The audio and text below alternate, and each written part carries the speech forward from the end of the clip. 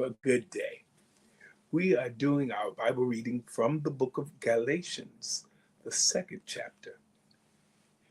Then, 14 years after I went up again to Jerusalem with Barnabas, and took Titus with me also.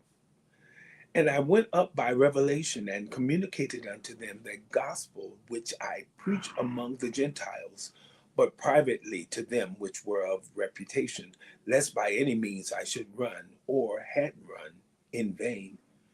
Neither Titus, who was with me, being a Greek, was compelled to be circumcised, and that because of false brethren unawares brought in, who came in privily to spy out our liberty which we have in Christ Jesus, that they might bring us into bondage, to whom we gave place by subjection, no, not for an hour, that the truth of the gospel might continue with you. But of these who seem to be somewhat, whatsoever they were, it maketh no matter to me. God accepteth no man's person. For they who seemed to be somewhat in conference added nothing to me.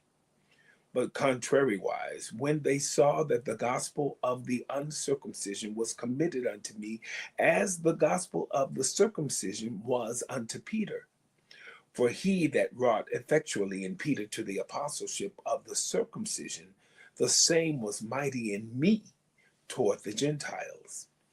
And when James, Cephas, and John, who seemed to be pillars, perceived the grace that was given unto me, they gave to me and Barnabas the right hands of fellowship, that we should go unto the heathen, and they unto the circumcision. Only they would that we should remember the poor, the same which I also was forward to do. But when Peter was come to Antioch, I withstood him to the face, because he was to be blamed. For before that certain came from James, he did eat with the Gentiles. But when they were come, he withdrew and separated himself, fearing them which were of the circumcision. And the other Jews dissembled likewise with him, insomuch that Barnabas also was carried away with their dissimulation.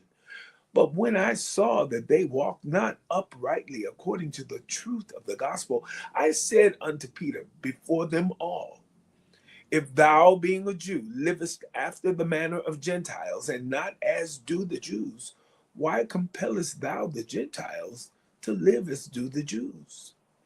We who are Jews by nature and not sinners of the Gentiles, knowing that a man is not justified by the works of the law, but by the faith of Jesus Christ. Even we have believed in Jesus Christ, that we might be justified by the faith of Christ, and not by the works of the law.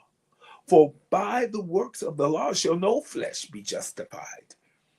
But if, while we seek to be justified by Christ, we ourselves also are found sinners, is therefore Christ the minister of sin? God forbid.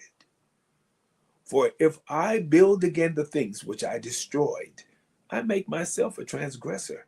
For I, through the law, am dead to the law, that I might live unto God. I am crucified with Christ. Nevertheless, I live, yet not I, but Christ liveth in me.